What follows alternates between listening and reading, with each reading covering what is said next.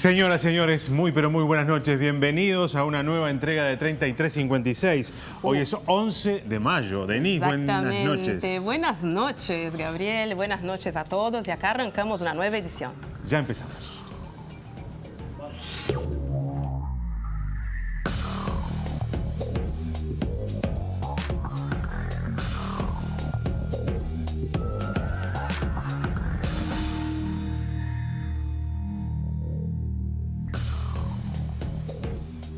Hoy tenemos un tema muy pero muy interesante y lo decíamos y lo habrán visto ustedes en las promociones, en las tandas de televisión nacional. La vivienda en Uruguay, ¿es un derecho o es una mercancía? O un sueño, ¿no? También. En muchos de los casos seguramente es un sueño, aquello de el sueño de la casa propia, exactamente, ¿no? De tener tu lugar en el mundo. Vemos cómo está esa situación en Uruguay en ese momento. Los informes que preparamos para ustedes.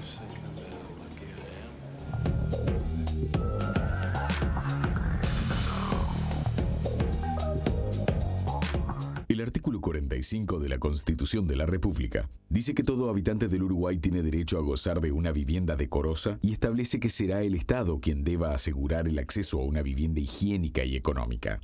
La realidad es que este derecho no se cumple. Según datos de la Oficina de Planeamiento y Presupuesto, en el año 2016, el 5,3% de los hogares de Montevideo se encontraban en asentamientos irregulares, mientras que el porcentaje promedio en todo el país llega al 4%, una cifra que se ha mantenido estable, con oscilaciones, desde el año 2008. Según datos del Ministerio de Vivienda, Ordenamiento Territorial y Medio Ambiente, el déficit habitacional es de alrededor de 80.000 viviendas en todo el país. Sin embargo, el último censo mostró que existen 253.000 viviendas deshabitadas. Un trabajo de la Defensoría del Vecino en coordinación con la Intendencia de Montevideo y la Facultad de Arquitectura reveló que solo en los municipios B y C hay 339 fincas abandonadas, lo que equivale a 15 manzanas. Mientras miles de personas viven en las periferias sin acceso a los servicios básicos, estos inmuebles, que están en zonas donde hay energía eléctrica, agua potable y saneamiento, además de también medios de transporte, alumbrado, centros de educación o de salud, se encuentran desaprovechados. En enero de este año, el Poder Ejecutivo remitió al Parlamento el proyecto de inmuebles vacíos, sin uso y degradados, para poder usar los inmuebles que se encuentran en esta situación. Diversos proyectos similares se han planteado en los últimos años, sin embargo aún no se han implementado. En el año 2011 se aprobó la Ley 18.795 de acceso a la vivienda de interés social, que se enmarca en un programa más amplio para facilitar el acceso a viviendas a sectores de ingresos medios y medios bajos, a través de la compra o el alquiler. Este programa incluye exoneraciones tributarias para los inversores privados, y la creación de un nuevo Fondo de Garantía para Desarrollos Inmobiliarios, FOGADI. Recientemente el gobierno introdujo modificaciones porque entendió que la ley no cumplía sus objetivos. Otro proyecto de ley que tiene ya media sanción en el Parlamento, presentado por Unidad Popular, que establece un mecanismo de acceso a la vivienda para familias cuyo ingreso global no supere los 76.960 pesos mensuales. Para la construcción se plantea utilizar tierras del Estado y expropiar otras abandonadas, y se financiará con inversión pública.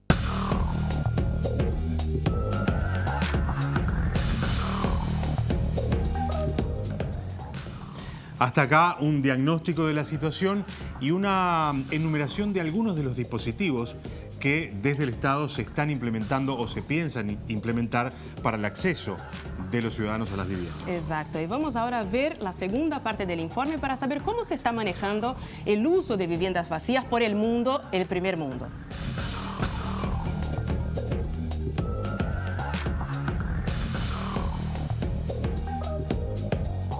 Según un artículo publicado en la revista Propiedades, la intervención pública para solucionar el acceso varía sustancialmente. En Cataluña, España, se aprobó un impuesto a aquellas viviendas que permanecen sin uso por 2 años, con el objetivo de reducir el stock de viviendas vacías y aumentar la disposición a alquiler social. En Suecia se toman medidas más drásticas que llegan a la demolición de las viviendas vacías cuando son edificios enteros. Las viviendas vacías en esta nación implican un aumento del gasto para los municipios. En Dinamarca es aún más extrema la acción pública. En los municipios de mayor tamaño se imponen multas a los propietarios de viviendas que las mantengan vacías más de 6 semanas.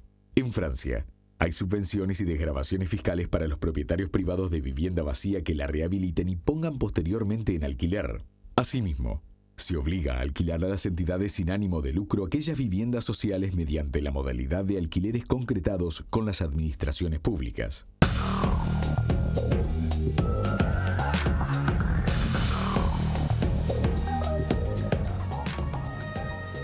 Bueno, señores, está presentado el tema de hoy.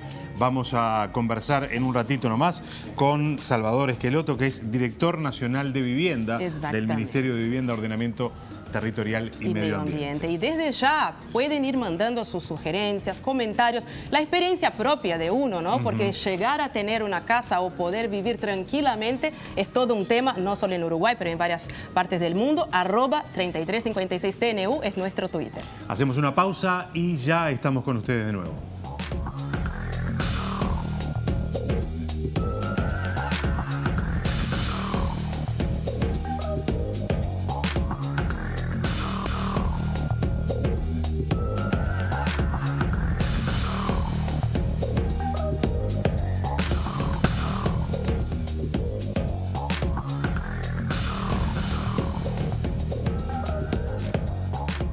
Mientras miles de personas viven en la periferia sin acceso a servicios básicos, en la ciudad hay inmuebles vacíos o abandonados que se encuentran desaprovechados. Hoy, en 3356, hablaremos del derecho a la vivienda.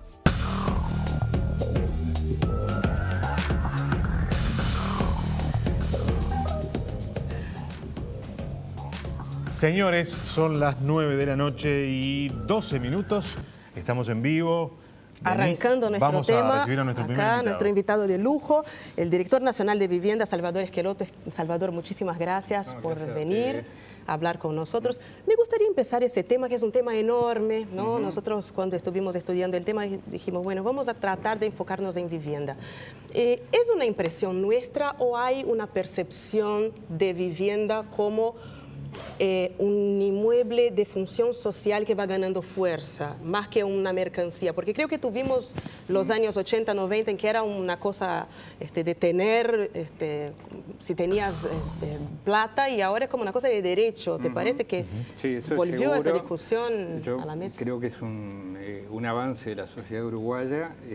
Ustedes mencionaban en el informe que el artículo de la Constitución, el 45, si mal no recuerdo, establece el derecho a gozar de una vivienda adecuada, las obligaciones del Estado, pero contemporáneamente estamos avanzando sobre esa visión, trascendiendo el derecho a la vivienda y incorporando una mirada un poco más integral, planteando el tema del derecho a la ciudad. Claro. Es decir, que comprende el derecho a la vivienda, pero a su vez lo sitúa en un contexto de acceso a servicios, de acceso a bienes culturales, de acceso a oportunidades de trabajo, de redes, de vínculos, de integración social. Y creo que la sociedad uruguaya va demandando de manera creciente eso, sintiéndolo como que la ciudadanía implica también no solo obligaciones y responsabilidades, sino también ciertos derechos fundamentales. Claro, esa idea de dejar de repetir capaz esa cosa de que, bueno, vamos a construir hacia las periferias, ¿no? Tratar de densificar las zonas con servicios, que no siempre son del centro. En parte es eso, porque durante ciertas épocas, durante mucho tiempo, predominaron ciertos criterios un poco más operativos o facilistas, es decir, bueno, ¿dónde podemos resolver más rápido y en mayor cantidad determinado tipo de soluciones, entre comillas, que finalmente terminaron siendo nuevos problemas, ¿no? La construcción de programas públicos en áreas periféricas, desconectadas de las áreas urbanas y con poca infraestructura y con distancias importantes, en parte el legado que estamos ahora revirtiendo con una deuda social muy importante, muy pesada, y que bueno, es un aprendizaje el haber pasado por eso y decir que bueno, no lo vamos a repetir. Claro. ¿Cuáles son los dispositivos que desde el Estado se ponen en funcionamiento para empezar a hacer que este derecho llegue a los ciudadanos? Mira, porque está claro cómo funciona el sistema, digamos, el sector privado. Sí. Es muy claro. Es más, hemos incorporado a nuestro paisaje el negocio inmobiliario como algo muy habitual. Pero eso hay que dejarlo afuera, ¿no? Porque lo que nos ocuparía en todo caso es qué dispositivos el Estado pone en funcionamiento para que este derecho se concrete. Bien, estamos hablando en realidad de un sistema. O sea, el sector privado tiene sus roles, el sector público tiene sus roles, el entramado social, la sociedad civil tiene los suyos. Nosotros preferimos hablar del sistema urbano habitacional, pero desde el punto de vista público, y esto viene muy bien referirlo en el año 2018, porque estamos a 50 años exactamente de la aprobación de una ley pionera, la Ley de Vivienda, del 17 de diciembre del 68, redactada, entre otros, por el arquitecto Juan Pablo Terra, implanta una serie de mecanismos y dispositivos de financiamiento, de gestión, de acceso a la vivienda, que hoy integran el sistema público de vivienda. El sistema público de vivienda básicamente está bajo la rectoría del Ministerio. En su momento no existía el Ministerio, fue creado en el año 90. Dentro del Ministerio, la DINAVI es quien se ocupa de esta rectoría de las políticas públicas, y después hay un conjunto de programas y de instituciones, la Agencia de Vivienda, que fue parte del nuevo diseño institucional, el Banco Hipotecario del Uruguay, MEVIR, que es una agencia especializada para operar en medio rural y pequeñas localidades, y programas especializados como el programa Plan Juntos o el programa de mejoramiento de barrios, que tiene financiamiento mixto entre el Fondo Nacional de Viviendas y el Banco Interamericano de Desarrollo. Ese es el sistema público, pero a su vez el sistema público opera a partir de la Ley Nacional de Vivienda, y particularmente en estos últimos años con mucha potencia, con un financiamiento específico que es el Fondo Nacional de Vivienda y Urbanización, que podemos decir que es un fondo importante. Por supuesto que siempre podemos pensar que los recursos son escasos y que en relación a las necesidades... Pero pongámosle números. Y el año pasado ejecutamos 270 millones de dólares. Ajá. Y no es poca cosa. No. No es poca cosa, es una ejecución creciente. Desde el año 2005 al año 2017, que es el último que tenemos cerrado, ha venido creciendo, a veces con una curva un poco más pronunciada, a veces más lenta. ¿Y le podemos poner cantidad de soluciones podemos poner cantidad de a esos soluciones. 270? Sí. Porque 270 pero te iba a decir millones que el año 2018 vamos a superar esa ejecución. puede ser mucho dinero o puede ser poco, pero si lo traducimos en cuánta gente, en definitiva, se vio beneficiada por eso, da la sensación de que es... Ahora vamos a dar algunos datos. Lo importante, hoy mismo se reunió el Consejo de Ministros, el Gabinete en pleno, en la residencia presidencial de Suárez, trabajando sobre los lineamientos centrales, las prioridades de la próxima rendición de cuentas, que de alguna manera va a marcar no solo este año, sino básicamente 19 y 20, porque no va a haber modificación presupuestal, y se estableció con claridad, estábamos conociendo un poco los resultados de esa reunión, que hay una prioridad para las áreas sociales y dentro de ellas va a estar priorizada la vivienda. Es decir, que se confirma de alguna manera esta tendencia de asignar de manera responsable, por supuesto, pero también de manera incremental recursos para los distintos programas que componen el Plan Quinquenal de Vivienda y que lo venimos cumpliendo de una manera satisfactoria. Profesor, la Estrategia Nacional de Acceso al Suelo Urbano es una estrategia que está siendo coordinada en varios puntos del país, ¿no? Porque como vamos a todos los puntos, es importante explicar un poco primero qué es esa estrategia en rasgos bien sencillos y en qué etapa está, ¿no? Porque hace un año que están trabajando. Estamos trabajando aproximadamente hace un año. Es una iniciativa lanzada desde el Ministerio de Vivienda, desde dos de sus direcciones, la Dirección de Ordenamiento Territorial y la de Vivienda, buscando justamente empalmar, complementar esas miradas desde el urbanístico y desde el sector vivienda, pero con la coparticipación de los gobiernos departamentales, que son los principales socios en estas políticas, del sector académico, de las organizaciones sociales que están vinculadas con la digamos, gestión y con la demanda y con la cogestión básicamente de las políticas de vivienda, y otros actores del sector privado. Identifica una dificultad, una restricción fundamental para avanzar en las políticas de vivienda, que es la escasez del suelo y su accesibilidad. Es decir, para poder desarrollar una política potente de vivienda que de alguna manera fluya en términos de proyectos, de realizaciones, de distintas modalidades, hay que poder disponer de terrenos o de inmuebles o de construcciones bien localizadas, con buena dotación de infraestructuras, de redes, de servicios públicos. Claro. Y esto es un bien escaso porque el suelo es un bien escaso y particularmente el suelo urbano consolidado. Entonces, esta iniciativa que tú decías ha generado un proceso participativo y consultivo que va a terminar en próximas semanas con la elaboración de un documento que esperamos sea aprobado y que va a ser un poco la guía, el guión de trabajo en los próximos años, porque el disponer, el poder acceder a estos predios, a esta posibilidad de una urbanización responsablemente intensificada, va a ir en la mejora de la calidad y la mejora de la cobertura de las políticas. ¿Podemos entender que son como compromisos? Que Van a ser compromisos, pero sobre todo va a ser lineamientos de trabajo que van a estar diferidos en distintas miradas temporales. Va a haber acciones concretas de muy corto plazo, algunas de las cuales ya están implementadas, acciones de mediano plazo que quizás incluyan alguna modificación legislativa y después una mirada de largo plazo para poder retroalimentar continuamente esta política. Seguramente muchos de los que nos están escuchando, nos están viendo, cuando hablamos de política de vivienda, la materialización del concepto es la tenencia por el sistema que sea de una casa, comprar. ¿no? De un bien claro, concreto que está ahí.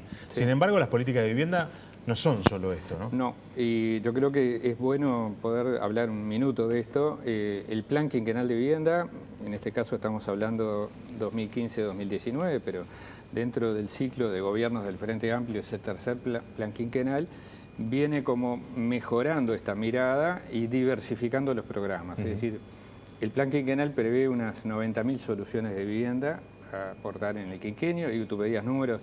Ya estamos cerrando aproximadamente a fines del 17 con unas 50.000, o sea que se están cumpliendo las metas, estamos en un 60% de la meta, un poco más por encima, pero estas soluciones de vivienda no quiere decir una casa para cada persona. No. Ustedes hablaban del déficit.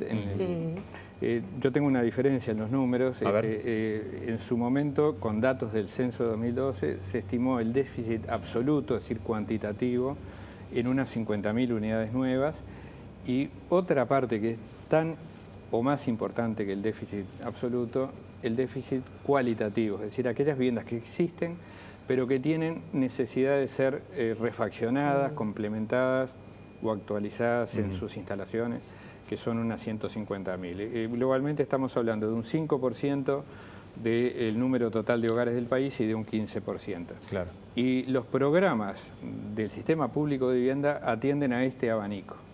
Actúan sobre el stock, lo que ya existe. Yo les hablaba de Juan Pablo Terra, ya en sus estudios pioneros de principios de los años 60, él menciona algunas cosas que hoy todavía están arriba de la mesa. Ustedes hablaban de las viviendas vacías. Sí. Él en aquel momento ya miraba a un sobrestock de vivienda que se había generado por la vivienda, la segunda residencia, la vivienda de temporada o de fin de semana, en un momento en que el Uruguay desinvertía en inversión productiva, invertía mucho en vivienda. Entonces ya tenía una mirada sobre eso, pero también tenía una mirada sobre el stock. Es decir, el Uruguay ya había generado una construcción de calidad, duradera, pero que requería justamente una optimización, y que era tan importante construir vivienda nueva como trabajar sobre la vivienda que existía, que había sido generada, por ejemplo, él hablaba de que en el censo de 1908 las familias tenían 7 integrantes, los hogares, y ya en el de 63 se medía con 3,7. Entonces, la inadecuación de aquellas enormes casonas pensadas para las familias extendidas, para un hogar nuclear, y hoy para la diversidad de arreglos familiares que existen, que plantean unidades mucho más pequeñas, ¿no? Porque tenemos familias que tienden hoy promedialmente a el hogar unipersonal, el hogar de jefatura monoparental, menos de 2 hijos promedialmente. Entonces ahí estamos en una transición demográfica muy avanzada, con una demanda de mayor número de unidades, pero con una población que más o menos está estable. Claro. Entonces, la diversidad de programas atiende no solamente a la vivienda, la casa propia, que es una modalidad, sino fundamentalmente a la tenencia segura de una solución de vivienda, que puede ser en propiedad colectiva, como el cooperativismo, que es una de las grandes líneas de trabajo, o en otras formas de tenencia, como el alquiler o el usufructo. Entonces, ahí la política de alquileres también es una pieza fundamental dentro de este... ¿Es viable, y esto tengo pocos minutos, pero es viable un sistema similar a lo que es hoy el Instituto Nacional de Colonización, que tiene un stock de tierras y los da en uso a los colonos? Estamos trabajando en eso. ¿Sí? O sea, pensamos que básicamente va a ser como una experiencia piloto, porque realmente estamos a 2 años de finalización del periodo de gobierno, pero estamos pensando en instrumentos legislativos y en instrumentos de política que permitan iniciar nuevas líneas acordes con este cambio de la sociedad, porque hay un cambio cultural en la sociedad. Pero yo creo que vale la pena, si tenemos un minuto, decir que de este monto de inversión que tiene el Fondo Nacional de Vivienda, que es una inversión muy importante dentro de lo que son los incisos del presupuesto nacional, que se ejecuta el 100%, en 2017 ejecutamos el 99,9% y este año vamos a incrementar la inversión, el 40% se invierte en la construcción de complejos cooperativos, que tienen una expansión muy importante en todo el territorio nacional. Hoy tenemos aproximadamente 190 cooperativas en obra, quiere decir 190 obras autogestionadas por grupos organizados, básicamente de gente trabajadora, de ingresos medios y medios bajos, que está ubicada en toda la diversidad de localidades del territorio nacional.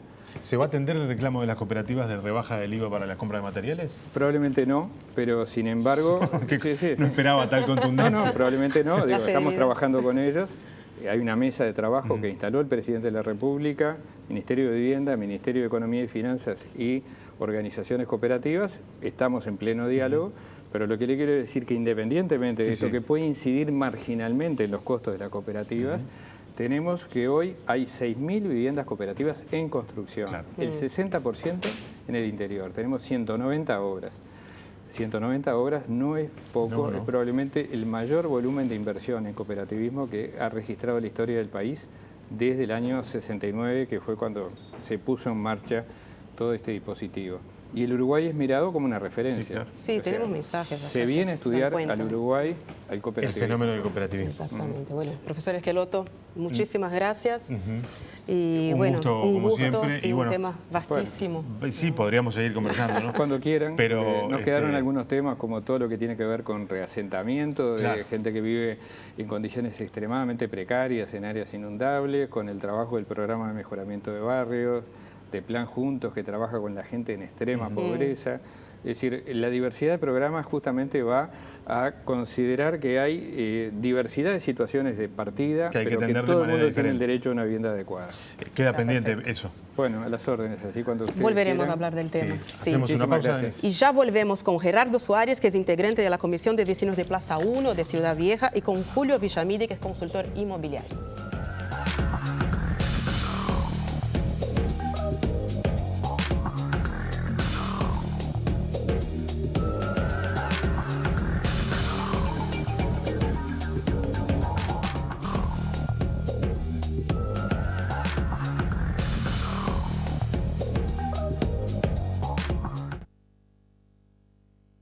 Con 3356, que trata del tema de la vivienda, ¿no? Si es una mercancía, un sueño, un derecho, y en qué momento de la historia está Uruguay en ese tema. Gerardo Suárez es integrante de la Comisión de Vecinos de la Plaza 1 de Ciudad Vieja. Gracias por acompañarnos. Buenas noches. Muchas gracias. Un gusto. Julio Villamide, consultor inmobiliario, director de la revista Propiedades. Gracias por acompañarnos. Gracias por la invitación. A ver, lo primero y bien general, porque creo que vale la pena para después en todo caso ir bajando. En Uruguay, históricamente, las políticas de vivienda tomaron a la vivienda como un derecho o como un beneficio al que pocos accedían, y a partir de allí el devenir nos trajo hasta hoy. Sí, la historia de la vivienda como un derecho arranca a mediados del siglo pasado con la creación de Naciones Unidas. Ahí Naciones Unidas pidió a todos los Estados miembros que incluyeran la vivienda como un derecho dentro de la Constitución de cada uno de los países, pero la realidad luego demostró que ni siquiera los países más ricos podían hacer frente a otorgar desde el Estado, porque eso es lo que dice la Constitución, que es el Estado el que está obligado a brindar una vivienda a cada familia, pudieron soportar la carga de ese beneficio que las constituciones otorgaban. Y entonces lo que pasó es que, bueno, durante muchas décadas hubo la tentación de intentar solucionar a través de congelamiento de alquileres o regulaciones de algún tipo, para intentar poder solucionar el problema de una manera equivocada de la que todos los países han estado saliendo. Uruguay es el que tiene la libre contratación más antigua de América Latina, ya cumplió el año pasado 30 años. Hay países europeos que todavía tienen regulaciones del mercado de alquileres, etc. Entonces, lo que existe en realidad es una inversión privada que supera en casi todos los países a la inversión pública. El accionar y cuando digo inversión privada, también me refiero a los asentamientos, porque los asentamientos son inversión privada hecha por familias que compran en el mercado informal un terreno y construyen con recursos propios una casa de acuerdo a su capacidad contributiva, pero en definitiva termina siendo una inversión privada. El ideal es que no exista ese tipo de informalidad urbana. En esto tenemos plena coincidencia con los objetivos del Ministerio de Vivienda respecto a redensificar las ciudades, de que las ciudades sean más democráticas, más integradas y con mejor acceso a los servicios públicos, y no se sigan extendiendo a un ritmo de 10 hectáreas por año como se extendió en Montevideo. Muchas veces irracionalmente, como fue el caso de la década del 80 y 90. ¿no? Sí, en esa época realmente la expansión de la mancha urbana, hay que tener en cuenta Montevideo, tiene menos población que hace 25 años. Es decir, Montevideo pierde unos 2.000 pobladores cada año, pero incorpora como 4.000 o 5.000 hogares nuevos cada año, porque las familias son cada vez de menor cantidad de integrantes. Claro, como decía. Y entonces, aún a menos población, hay más hogares y por lo tanto más demanda de vivienda. Claro. Quería aprovechar ese enganche de los alquileres, ¿no? Y ahí haciendo una pregunta para Gerardo y para Julio. Bueno, hay varias capitales en el mundo que están tratando de controlar los alquileres, ¿no? París, Berlín, bueno, vimos el ejemplo de Barcelona. Bueno, acá también hay iniciativas que tratan de plantear eso desde el punto de vista del vecino y del mercado inmobiliario. ¿Es posible hacer eso en Montevideo? Sí, antes en Uruguay también se hacía eso. Fue la dictadura la que liberó el mercado y quitó todo ese tipo de topes y regulaciones. Después de ahí fue que vino todo lo que sucedió con la expansión de Montevideo en los 80 y los 90 también. O sea, puede ser que alguna regulación haya fallado, pero lo que sí es seguro que falló es la lógica del libre mercado. Claro. Nosotros como vecinos consideramos que es importante, sí, de que se pueda regular los precios de los alquileres. Hay ciudades, hay un montón de ciudades. Nueva York también es una ciudad que lo regula. Nosotros lo vemos en Ciudad Vieja, cómo han subido los precios de los alquileres, y vemos que eso no tiene el Estado forma de controlarlo, no tiene el sistema democrático forma de controlar los precios de los alquileres y las zonas en donde suben los alquileres. Entonces eso también perjudica lo que es el desarrollo de la ciudad, las lógicas de desplazamiento interno dentro de la ciudad y cómo se van agrupando determinados sectores en determinadas zonas y otros en otras zonas. Un último estudio del INE decía de que cada vez los barrios son más homogéneos, que hay cada vez más barrios de ricos y barrios de pobres y que se generaba una segregación. Nosotros en Montevideo se rompió aquella lógica de que en los barrios vivían, convivían distintos sectores de la sociedad, ¿no? Claro, eso se rompió desde hace muchos años y es un proceso que viene avanzando bastante, ¿no? Y que va... Uno puede verlo en Montevideo bastante simple. La costa, lo que está sobre la costa, está la gente de mayor poder adquisitivo, y sobre la periferia del oeste, lejos de los servicios, está la gente con menor nivel adquisitivo. Eso se nota. Y que lo que pasa en Ciudad Vieja también es parte de esas lógicas de reagrupamiento interno dentro de las ciudades que que forman ciudades injustas porque se generan desplazamientos, violencia simbólica, gente que se tiene que ir de los barrios donde siempre vivió y que además genera para el Estado costos enormes porque urbanizar una manzana nomás en cada una de las periferias sale $1 millón más o menos que paga el Estado, que es plata que invierte el Estado, y a su vez por tener tantas casas abandonadas, como decía el informe hoy anteriormente, la zona céntrica de la ciudad queda subvalorada, los servicios que hay no se están utilizando y eso también son gastos del Estado.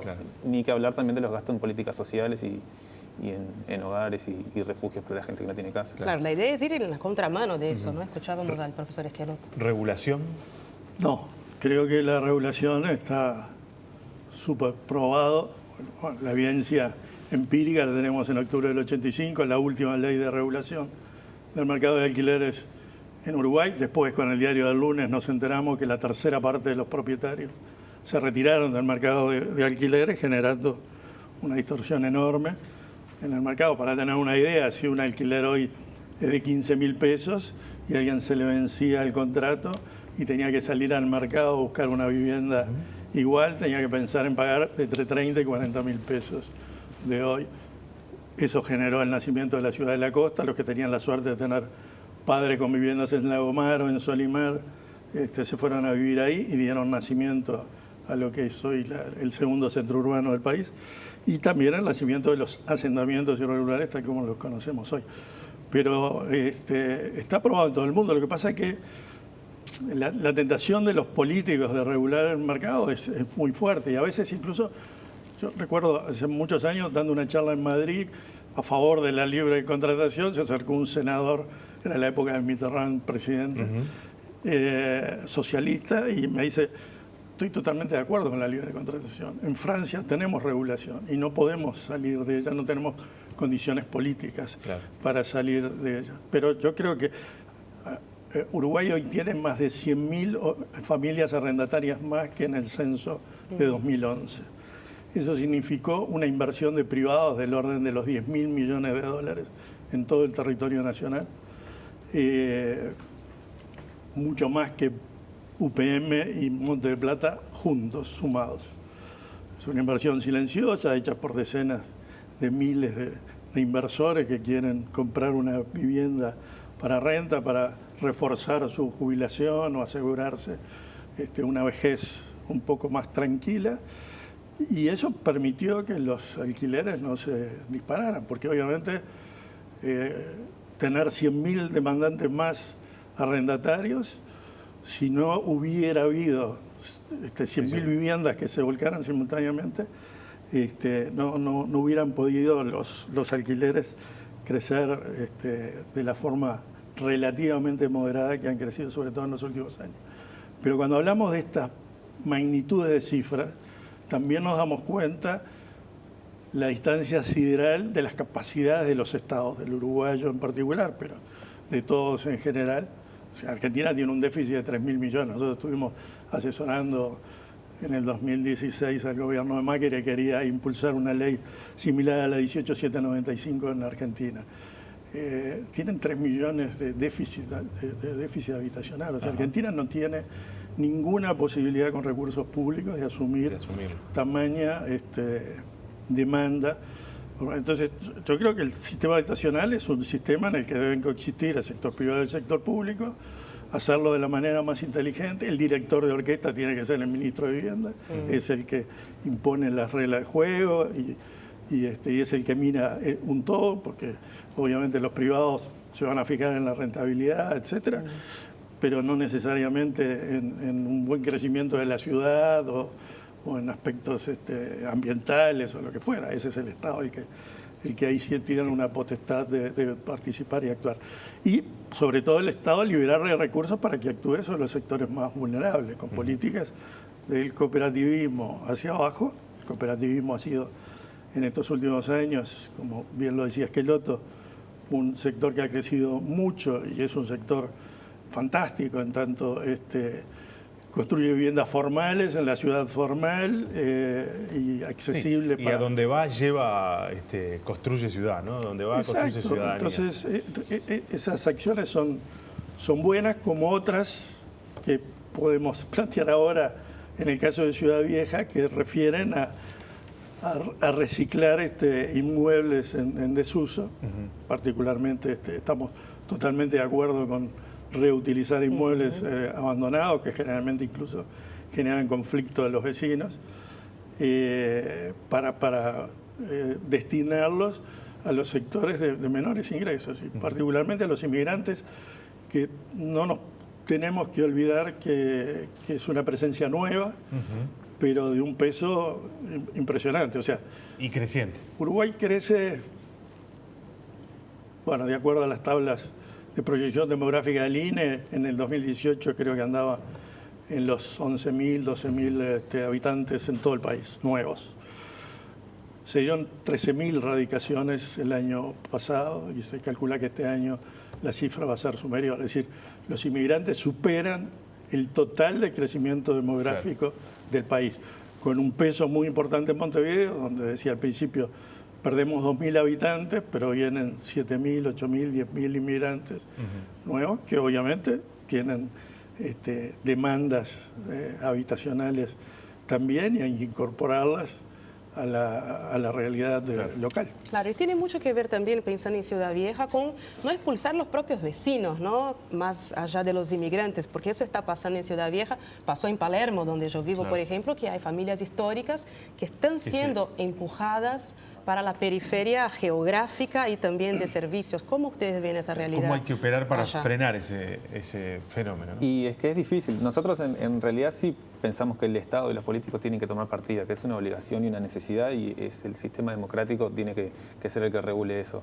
En Ciudad Vieja lo que pasó es eso, se veía un barrio que tenía potencialidad como para invertir en él, pero que en determinado momento, por estar muy devaluado y por ser visto como zona roja, era muy barato comprar. Se compraba ahí barato, se compraron muchas propiedades, manzanas enteras, grupos económicos con capitales extranjeros en general, y se lo revitalizaba el barrio y se vendía después más caro, ¿no? Se le llevan servicios, se le cambia la cara, se lo pone de moda y se lo vende más caro. Entonces la gente que vive en el barrio y que no puede pagar ese aumento de los costos se ve expulsada. A su vez, al intentar cambiarle la cara para hacer el barrio atractivo para la gente de mayor poder adquisitivo vaya a vivir ahí, también se cerraron pensiones, se cerraron también un montón de casas, se expulsó mucha gente, se cambiaron todos los comercios, toda la cultura del barrio y lo que hacía parte de la identidad del barrio se fue muriendo. La verdulería pasó a ser un lugar de artesanías, el bar pasó a ser un mercado verde, la zapatería un grow, y se pensó un barrio más que nada para generar rentabilidad y para hacer negocio que un barrio como comunidad por los vecinos. Nosotros como vecinos lo que intentamos primero es que el barrio y que la gente sepa que esto está sucediendo, porque no es fácil de entender el concepto de gentrificación aparte. Si bien en sí cuando se explica es fácil de verlo, es un nombre raro. Claro, el nombre ya que no llama. Y lo que nosotros justamente pretendemos es eso. Nosotros pretendemos que el Estado tome parte de la urbanización y del sistema urbano y de cómo definir, de cómo se estructura la ciudad, y pensamos medidas como esas cautelares que cuiden también el precio de los alquileres, que no suban, el precio también de la venta, de la compra-venta, también fomentar el tema de las cooperativas, que los vecinos se puedan organizar en cooperativas y desde ahí puedan construir edificios, casas en el barrio, en Ciudad Vieja, no tengan que mudarse, porque el sistema cooperativo también es el único que construye casas para trabajadores. Richard Nixon decía que no hay nada menos rentable que construir casas para pobres. Entonces es una de las cuestiones también que nosotros pretendemos y que buscamos y que nos estamos organizando para poder llevar adelante y para poder cambiar un poco el proceso que se viene dando desde hace un montón de años en la ciudad de Montevideo, y que en Ciudad Vieja llegó ahora hace unos años y que está generando mucha expulsión de vecinos, de gente que tiene mucha identidad, porque la aduana, la Ciudad Vieja es un barrio que genera mucha identidad, y que de forma violenta se tiene que ir, un proceso medio lento de recambio poblacional y de recambio también de lo que es la cultura del barrio y las tradiciones del barrio. Julio, la geografía de la ciudad ha ido modificándose, ¿no? Porque, entre otras cosas, porque hay grandes intervenciones urbanísticas privadas que han realmente, si uno mira la línea del cielo, digamos, ¿no? De Montevideo hoy, ha cambiado definitivamente. Y yo me pregunto todos los días, ¿para quién construye el sector privado? ¿Para la gente que viva o para los inversores que quieren invertir? Para ambos. Para ambos. Es decir, el cliente del promotor privado es el usuario final y también el inversor que alquila, ¿no? Es decir, esas 100.000 viviendas más que hay en el mercado de alquileres Muchas de ellas fueron construidas por promotores, compradas por inversores, muchos de ellos extranjeros, particularmente argentinos, que se volcaron al mercado de alquileres y que ayudaron a aumentar la oferta. Si no hay otra forma, no se ha descubierto, me encantaría que hubiera, pero yo no la conozco, de bajar los precios de cualquier cosa que no es que haya una oferta igual o superior a la demanda, de cualquier cosa.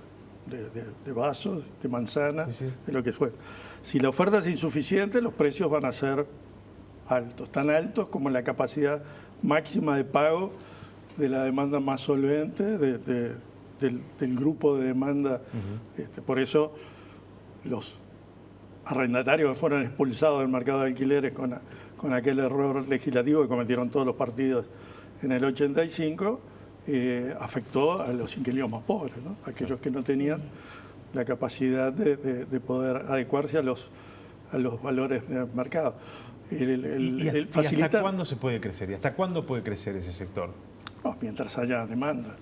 O sea, cuando un inversor privado saca dinero de su bolsillo y lo arriesga en un edificio, debe tener, salvo que sea un kamikaze, una cierta certeza de que hay una demanda capaz de comprarle, porque después no va a venir nadie a reintegrarle el dinero, ¿no? Esto no es el banco hipotecario, que antes construía vivienda con recursos públicos, antes de la crisis de 2002, y bueno, teníamos en el interior edificios donde el banco hipotecario gastaba servicio 222 para mantener vigilancia, porque no había compradores. Claro. Pero no había mercado. Se había hecho un edificio en un lugar donde no había mercado. No había mercado, pero había una cierta afinidad entre el presidente o el directorio del banco hipotecario y el intendente de turno, y necesitaban trabajo en ese departamento, entonces se construía un edificio, se daba mano de obra, pero después el edificio quedaba vacío. Bueno, esas cosas que afortunadamente no están pasando desde la reforma del banco hipotecario, fueron las que llevaron, entre otras cosas, a la crisis del propio banco, pero además a un sistema público que era imperfecto, es decir, que estaba basado sobre un montón de incertezas y donde además yo siempre digo que el inversor inmobiliario es muy conservador, y por ser muy conservador es muy gregario y termina siendo muchas veces estúpido, en el sentido de que tropieza 2 y 3 veces con la misma piedra, ¿no? El tema de las burbujas inmobiliarias, el tema de si todo el mundo construye en Punta Carretas y Pocitos, yo voy a construir en Punta Carretas y Pocitos. Entonces, antes de la ley de viviendas promovidas, teníamos... Menos mal que le cambiaron el nombre, ¿no? Sí, por suerte. En realidad, cuando presentamos la propuesta nunca llegó ese nombre. Porque de interés social no tenía nada, porque se pagaban unas cuotas que eran imposibles. Es que en realidad el objetivo de la ley fue sustituir las viviendas que antes construía el banco hipotecario, y que había dejado de construir después de la reforma de la Carta Orgánica, con recursos públicos, y ahora se iban a construir con recursos privados. Si uno compara los precios de las viviendas del banco hipotecario antes de la crisis, que se compraban $30.000 y 4.000 UR o 3.000 UR, los precios son entre 5 y 10% superiores, aquellos 5 y 10% superiores a las viviendas promovidas actuales. O sea que se mantiene atendiendo al mismo segmento de demanda. De hecho, un segmento acotado, claro, pero las viviendas de interés social, el nombre significaba, o significó para muchos, algo que no estuvo en la propuesta original, y que fue una cosa que fue al Parlamento con un nombre edulcorado como para tener un tratamiento más fácil. Pero el esquema de la oferta habitacional tiene que ser un esquema múltiple. Hace poco atendía a unos arquitectos Bustillo y demás, que están haciendo una serie de estudios en Ciudad Vieja para promover un modelo de negocio en el que el sector privado pueda invertir, del estilo del co-living, que en definitiva es una moderna expresión de lo que fueron las pensiones en su momento, que nos pareció una idea fantástica, porque hay que hacer los números y ver si es rentable, pero en la medida que efectivamente pudiera... Hace muchos años hicimos un cálculo y el metro cuadrado de una pensión del alquiler de una pensión era más caro que el metro cuadrado en la Rambla de Pocitos, Claro. de alquilar. Sí, porque había cuestiones que, no sé, uno no había Una garantías. pieza tiene 9 metros. Claro, y no había garantías, entonces te cobraban más caro porque supuestamente... Además, si No hay regulación del Claro. Estado. si uno divide 7, 8 mil pesos entre 9 metros, Obvio, da un valor que en la Rambla de Pocitos no se paga. no se paga. Claro. Yo quería volver a la discusión del derecho a la vivienda y como derecho a la ciudad. Estaba pensando en tu planteo de hasta cuándo se puede seguir construyendo, siendo que el suelo es finito, ¿no? Ya decía el profesor Esqueloto. Hay fenómenos pasando en el mercado inmobiliario para tirar un poco el concepto de si eso es posible de seguir siguiendo, ¿no?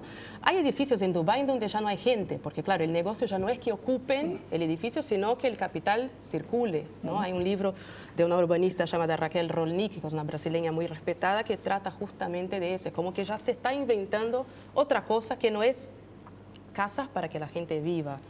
¿Cómo queda eso del derecho a la vivienda y oferta y demanda? en ese Porque marco, ya no es bien oferta y demanda, sino que es una inversión que se Yo genera. creo que se están produciendo cambios en el mundo que es muy difícil de pronosticar qué es lo que va a pasar a futuro.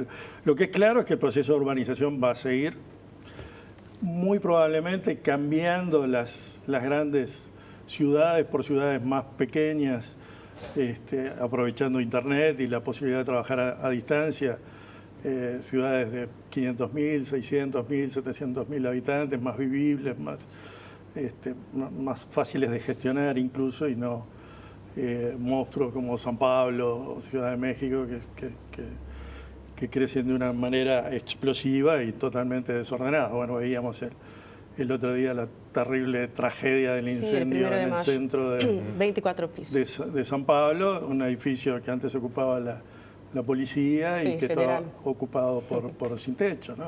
Y ese es un tema. Pero el proceso de urbanización de una u otra forma va a seguir. Gerardo, con respecto a esto. Sí, lo que me parece que es importante tener en cuenta es que el sector privado, las empresas, y eso es lógico, tienen como objetivo obtener rentabilidad y obtener ganancias. Entonces, algunas cuestiones que hacen a lo que es el interés de toda la ciudadanía y de toda la sociedad me parece que debería estar en manos más que nada del sistema democrático. El proceso de urbanización va a seguir y va a seguir aumentando. La cuestión es en manos de quién. ¿Quién define cómo se distribuye y cómo crecemos? Lo que comentaba ahora Denise de los edificios vacíos que hay en un montón de ciudades es también en parte porque el sector inmobiliario compite con el sector financiero. Vos podés dejar un apartamento ahí, como los precios suben solo, vos ya solo por tener el apartamento aunque esté vacío estás generando ganancia, capaz que más ganancia que tenerla en un banco propio. Pero ¿qué ciudades estamos construyendo y qué tipo de sociedades estamos construyendo si nosotros dejamos eso en manos solamente del sector privado, que el único objetivo que tiene es obtener rentabilidad?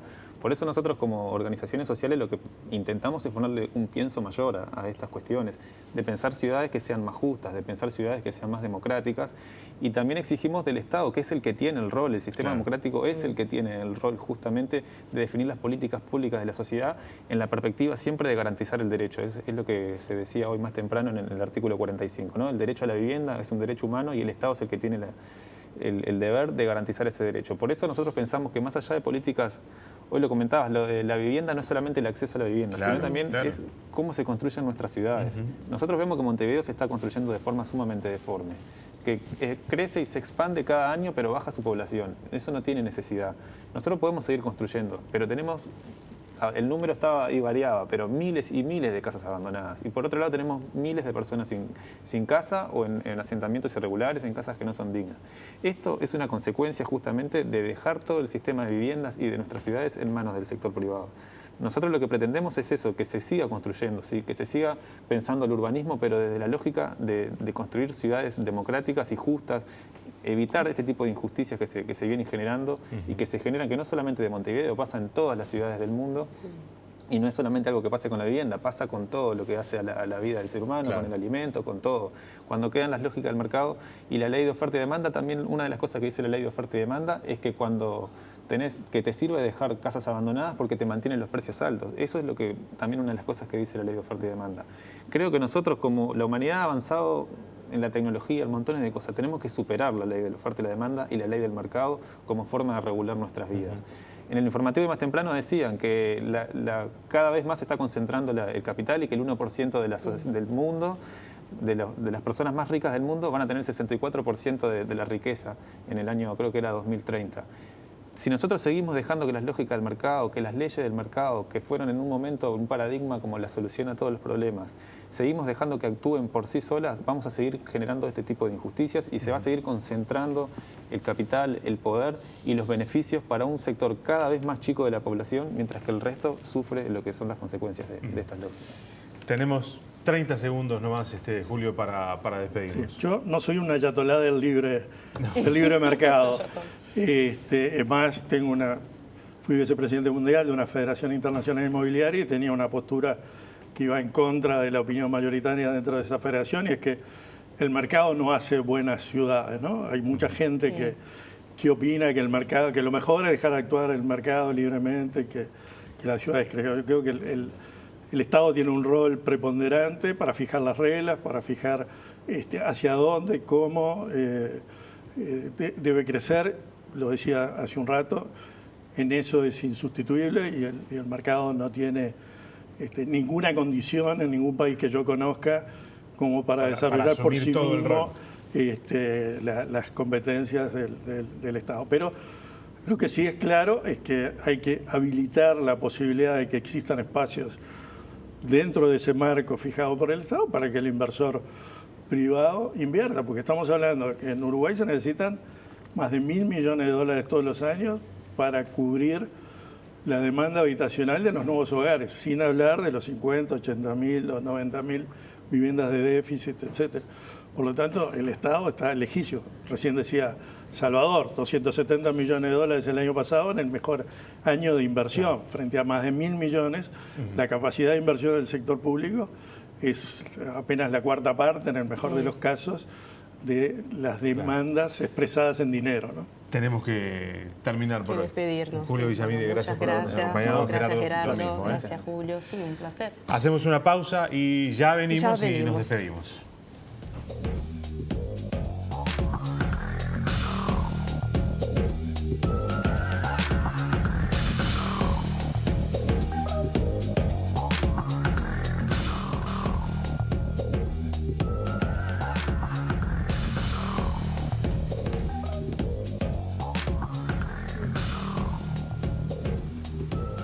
Bueno, señores, hemos llegado al final. Es un tema apasionante. Obviamente quedaron muchas cosas por conversar.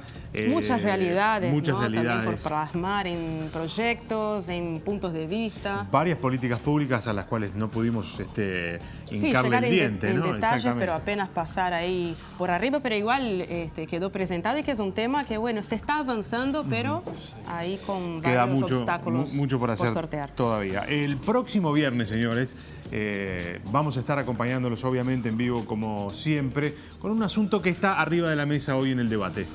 Los militares tienen que colaborar en la ayuda en la lucha contra la delincuencia. Sí, ¿están preparados para eso? Ese será el tema del próximo viernes aquí en 3356. Los esperamos. Nos vamos. Buenas noches. Buena semana para vos, buena semana para todos.